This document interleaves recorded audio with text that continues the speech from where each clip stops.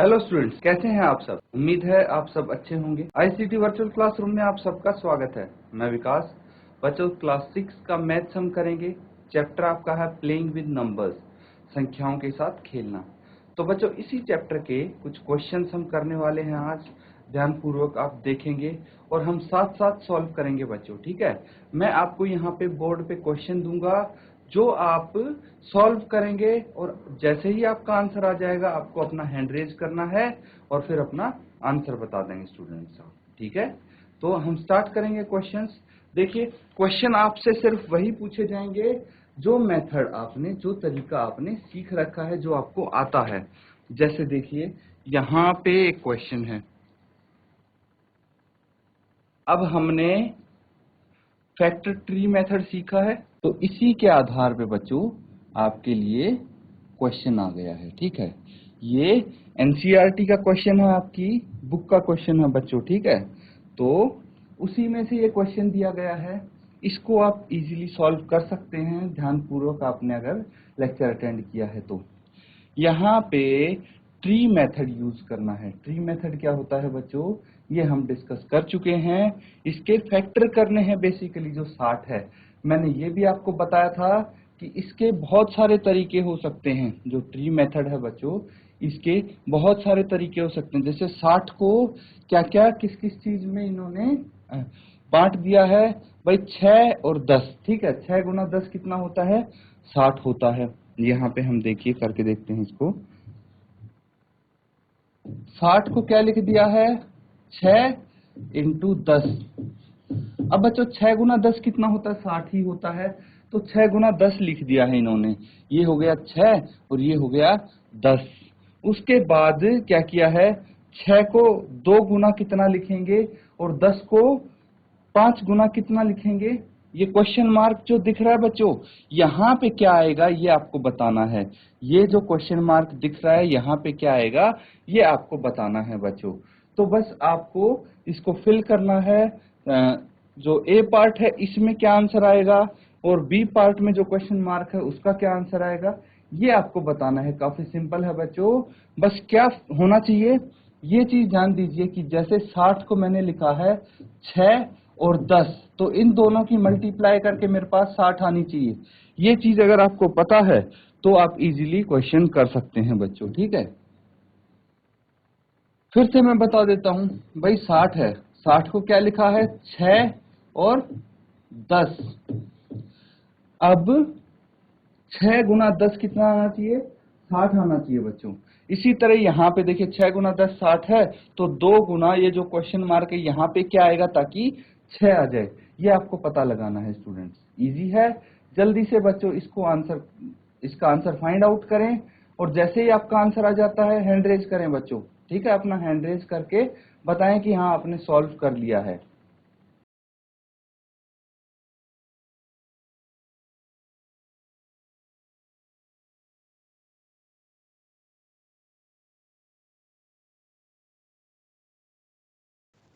देखिए यहाँ पे क्या होगा, हम अब साथ में सॉल्व करेंगे स्टूडेंट्स, ठीक है। ध्यान दीजिएगा कि मैंने आपको बोला कि जैसे 6 गुना 10 कितना आना चाहिए, 60 के बराबर आना चाहिए। ऐसे ही 2 गुना और यहाँ पे जो नंबर आएगा वो किसके बराबर आना चाहिए बच्चों, ये आना चाहिए 6 के बराबर। तो 2 में कितना गुना करें कि 6 आ जाए, तो 3 का गुना करेंगे, है ना। यहाँ पे 3 आना चाहिए, तो 2 इंटू 3 कितना होता है, 6 होता है। इसी तरह 5 गुना 2 10 होता है, तो यहाँ पे 2 आना चाहिए, ठीक है। तो इस तरह से बच्चों आप कर सकते हैं। नेक्स्ट वाला पार्ट देखेंगे भाई, 60 को हमने क्या किया है, 30 लिख दिया है। 30 गुना कितना 60 आएगा, तो 30 गुना 2 60 होता है, तो यहाँ पे 2 आ जाना चाहिए। अब 30 को हमने लिखा है 10 गुना समथिंग जो कि 30 आएगा, तो 10 की अगर 3 से गुना करते हैं तो 30 आ जाएगा। इसी तरह बच्चों अगर 10 को आप क्या लिखेंगे, 10 को देखिए या तो आप लिख देंगे 5 गुना 2, 5 इंटू 2, या फिर 2 इंटू 5। तो 5 गुना 2 10 होता है। तो इस तरह से जितने भी क्वेश्चन मार्क हैं स्टूडेंट्स, उनके आप यहाँ पे उनकी जगह आंसर लिख सकते हैं। ये सब आपके आंसर हैं, नोट डाउन कर लीजिए। अगर यहाँ तक कोई डाउट है तो अपना डाउट क्लियर कर सकते हैं, पूछ सकते हैं स्टूडेंट्स आप।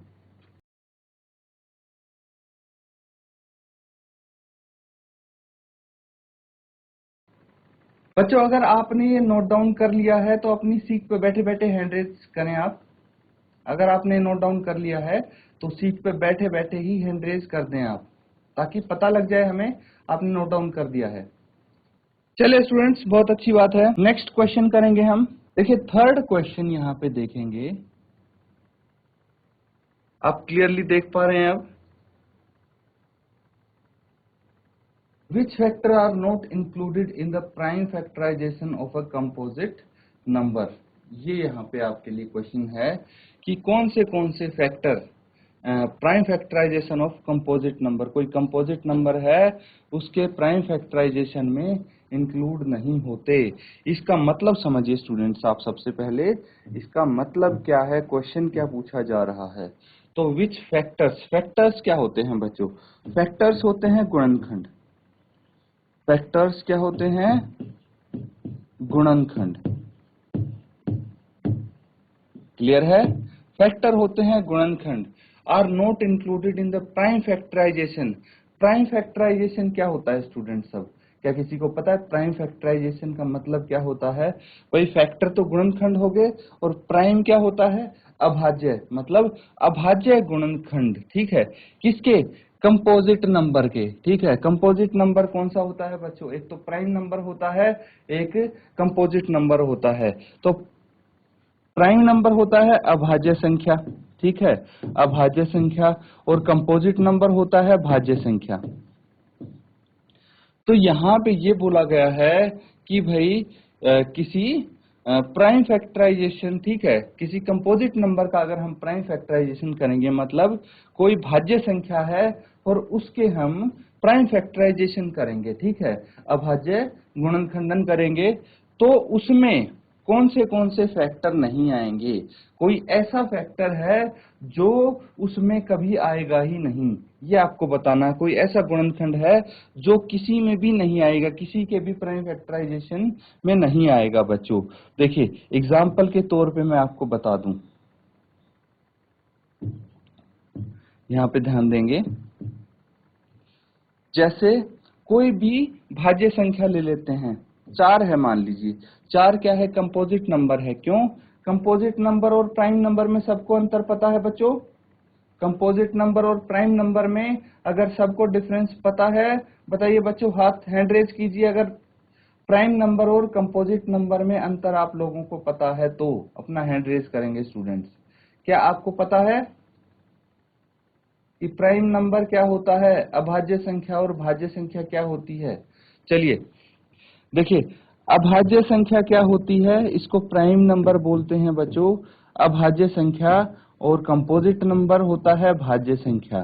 तो अभाज्य संख्या वो होती है जिसके सिर्फ 2 फैक्टर होते हैं, 2 गुणनखंड होते हैं, 2 फैक्टर्स होते हैं, उससे ज्यादा नहीं होते।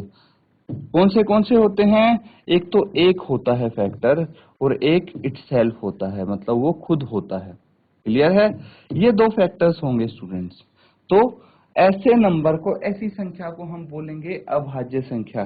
भाज्य संख्या क्या होगी भाई? जिसके 2 से ज्यादा फैक्टर होंगे, मोर देन 2 फैक्टर। जिसके 2 फैक्टर हो गए वो तो हो गई अभाज्य संख्या, जिसके 2 से ज्यादा फैक्टर हो गए वो हो गई भाज्य संख्या। ठीक है, अब देखिए 4 है, जैसे 4 के फैक्टर क्या क्या होंगे? 1 2, जिससे पूरा पूरा भाग होता होगा 1 2 और 4। 2 से ज्यादा फैक्टर हैं तो ये क्या हो गया?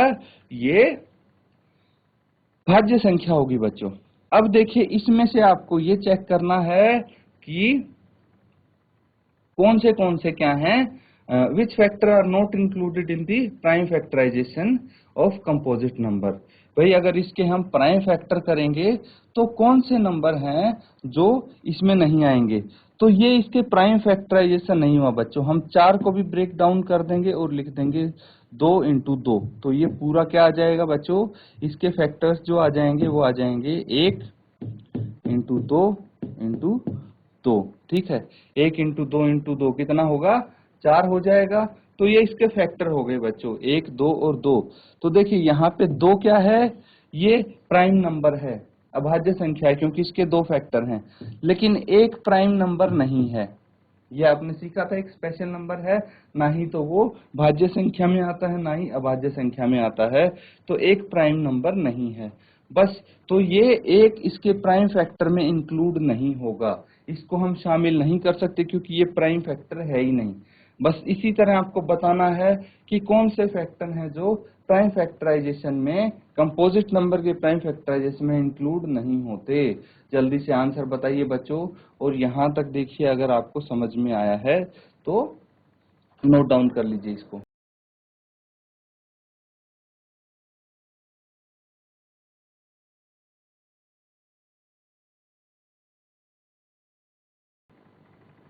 तो बच्चों यहाँ पे देखिए क्या आंसर आएगा इसका। मैंने एक तो बता ही दिया आपको, है ना, कि एक सबका फैक्टर होगा जितने भी कंपोजिट नंबर हैं, तो एक तो इसमें इंक्लूड नहीं होगा, ठीक है। एक क्योंकि प्राइम नंबर है नहीं, तो इसके प्राइम फैक्टराइजेशन में नहीं आएगा। दूसरा कौन सा होगा, एक और स्वयं वह संख्या।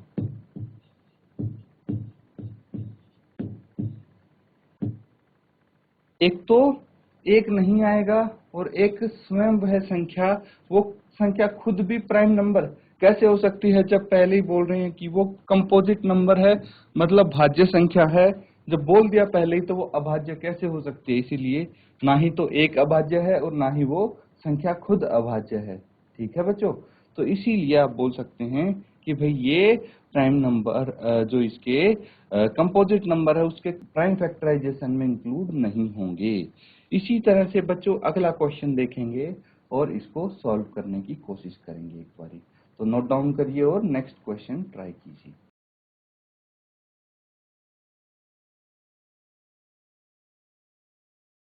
तो बच्चों अगला क्वेश्चन आप देख सकते हैं, इसमें बोला गया right the greatest 4 digit number. Greatest मतलब सबसे बड़ा, 4 अंकों की संख्या क्या होगी सबसे बड़ी, सबसे बड़ी 4 अंकों की संख्या बताइए बच्चों क्या होगी। 1 2 3 4, 9999, ये 4 अंकों की सबसे बड़ी संख्या है। क्या किसी को पता है इससे भी कोई बड़ी संख्या जो 4 अंकों की हो, तो आप बताइए मुझे। अब देखिए कि यहाँ पे बोला गया है write the greatest 4 digit number and express it in terms of its prime factors. अब इसको क्या करना है, जो इसके प्राइम फैक्टर होंगे उसके टर्म्स में आपको बताना है कि कौन से इसके प्राइम फैक्टर्स होने वाले हैं स्टूडेंट्स।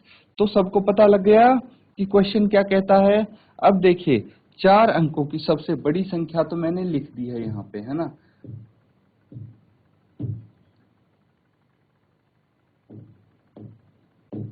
अब इसके बाद इसके प्राइम फैक्टराइजेशन इसका करेंगे तो क्या आ जाएगा। देखिए ये 9999, आपको ये तो पता लग गया होगा 11 से डिवाइड होता है, लेकिन 3 से भी ये डिवाइड हो रहा है। तो सबसे पहले मैं 3 से इसको डिवाइड करके लिखूंगा भाई। 3 इंटू कितना आ जाएगा, 3333 को अगर हम 3 से गुणा करेंगे तो ये आ जाना चाहिए बच्चों 9999। उसके बाद देखिए 3 तो प्राइम नंबर है, 3333 के अगर हम और फैक्टर करते हैं तो इसको फिर से 3 से गुना करेंगे, किससे, 1111 से अगर 3 को 3 से गुना करेंगे तो 3333 आ जाएगा। अब क्या ये किसी और से विभाज्य होता है, भाई होता है। अभी हमने डिस्कस किया था कि 11 से तो ये डिवाइड होगा ही, तो इसको अगर 11 से भाग करेंगे तो कितना आना चाहिए, या फिर 11 को कितने से गुना करें कि 1111 आ जाए। डिवाइड करके देख लेते हैं स्टूडेंट्स। 11 एकम 11, एक हमने उतार लिया, 11 0 0, एक और हमने उतार लिया यहाँ पे, तो 11 एकम 11, शून्य बच गया। तो 11 से पूरा पूरा भाग होता है 101 टाइम्स, मतलब 101 को 11 से गुना करोगे तो कितना आ जाएगा बच्चों, ये आ जाएगा 1111। तो अब आपको पता लग गया अब आपको यहाँ पे लिखने हैं इसके prime factorization method, prime factors क्या क्या आए हैं बच्चों। तो ये हमने ट्री फैक्टर मेथड से निकाले, फैक्टर ट्री मेथड से निकाले हैं। इनके आप फैक्टर्स लिखिए।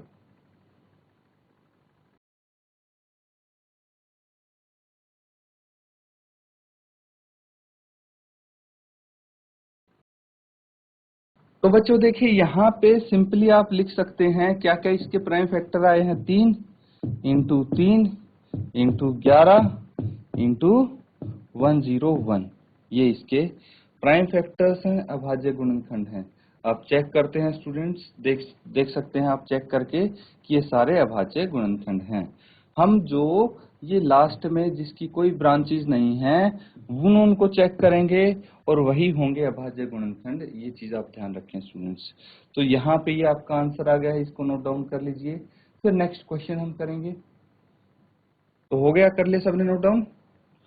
अब देखिए अगला जो क्वेश्चन है, write the smallest 5 digit number and express it in form of prime factorization, prime factors. तो देखिए यहाँ पे बोला गया है अभी तक था पिछले क्वेश्चन में 4 अंकों का सबसे बड़ा नंबर, बड़ी संख्या। अब पूछा गया है 5 अंकों की सबसे छोटी संख्या। तो मुझे बताइए कि 9999 से जस्ट बड़ी संख्या क्या होगी बच्चों।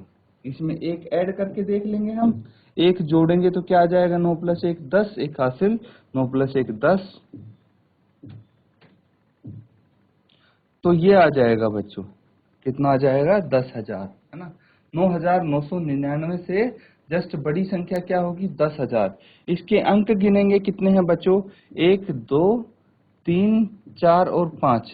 तो ये क्या हो गई, 5 अंकों की सबसे छोटी संख्या हो गई। ठीक है, ये 5 अंकों की सबसे छोटी संख्या होगी, क्योंकि इससे छोटी संख्या तो 4 अंकों की हो जाएगी। तो इसीलिए ध्यान रखें। अब ये जो 5 अंकों की सबसे छोटी संख्या है, इसके आप क्या करेंगे, फैक्टर्स बनाएंगे। ठीक है, इसमें बोला गया है express it in form of prime factor. जैसे पिछले वाला क्वेश्चन किया था वैसे ही फैक्टर ट्री मेथड से इसको भी सॉल्व करेंगे और बताएंगे क्या क्या इसके प्राइम फैक्टर्स होंगे स्टूडेंट्स। तो जल्दी से हल कीजिए इसको।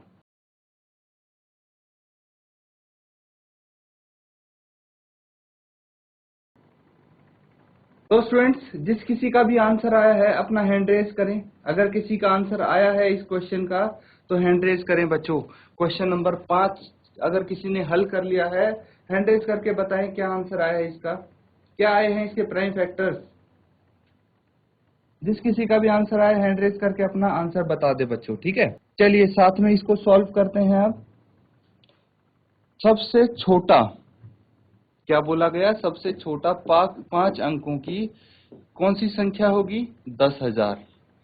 इसको मैं कितने गुना कितने लिख सकता हूं, तो देखिए एक मैंने 2 गुना कितने लिख दिया, 5,000। 2 गुना 5,000 10,000 होता है। तो मैंने सबसे छोटा नंबर लिया कि भाई 2 से इसको भाग कर सकते हैं, इसीलिए मैंने 2 गुना 5,000 कर दिया तो 10,000 आ जाएगा। अब 5,000 को भी 2 से डिवाइड कर सकते हैं हम, तो 2 गुना कितना आएगा 5,000, 2 गुना 2500, 2,500, 5,000 आ जाएगा। फिर इसको भी 2 से भाग कर सकते हैं बच्चों, है कि नहीं। इसको भी 2 से डिवाइड कर सकते हैं, पर अभी हम क्या कर सकते हैं, इसको 5 गुना कितना लिख देंगे, 5 गुना 500। 5 गुना 500 कितना आ जाएगा, 2500 आ जाएगा। फिर हम क्या करेंगे, 5 गुना 100 लिख देंगे। 5 गुना 100 कितना होगा, 500 होगा। फिर इसके बाद 2 गुना 50 कितना होता है, 100 होता है। और फिर आ जाएगा बच्चों 2 गुना 25 कितना होता है, 50 होता है। और फिर 25 को आप लिख देंगे, यहाँ नीचे स्पेस नहीं है तो मैं यहाँ लिख रहा हूँ, 25 को लिख देंगे 5 इंटू 5, 5 गुना 5 लिख देंगे। तो अब देखिए 10,000 के प्राइम फैक्टर्स क्या क्या आए हैं। तो हमें ध्यान रखना है स्टूडेंट्स, हम वो नंबर लिखें जिनके आगे कोई ब्रांचेज नहीं है, जो एंड में है। जैसे 2 इंटू, ये रह गया 2 इंटू 5 इंटू 5 इंटू, देखिए ये है, ठीक है, 2 इंटू 2, ठीक है, फिर इंटू 5 इंटू 5। तो ये आ गए इसके प्राइम फैक्टर स्टूडेंट्स, इनको आप नोट डाउन कर लीजिए। इसी तरह से स्टूडेंट्स आज हमने काफी सारे क्वेश्चंस अटेम्प्ट किए हैं, उम्मीद है। देखिए इसको आप नोट डाउन कर लीजिए, सारे इसके प्राइम फैक्टर्स हैं 10,000 के, और 10,000 क्या है, 5 अंकों की सबसे छोटी संख्या। तो फैक्टर ट्री मेथड का इस्तेमाल करके किस तरह से हम प्राइम फैक्टर्स निकाल सकते हैं, ये चीज हमने सीखी है आज डिटेल में। तो बच्चों इसके आधार पे काफी सारे क्वेश्चंस हमने प्रैक्टिस किए हैं। आपका काम ये है कि घर पे इन क्वेश्चंस को रिवाइज जरूर करें, ताकि आपको समझ में अच्छे से आ जाए और आप आगे इस तरह के क्वेश्चन खुद से कर पाएं। इसी के साथ स्टूडेंट्स आज का सेशन खत्म करते हैं। Thank you and have a nice day.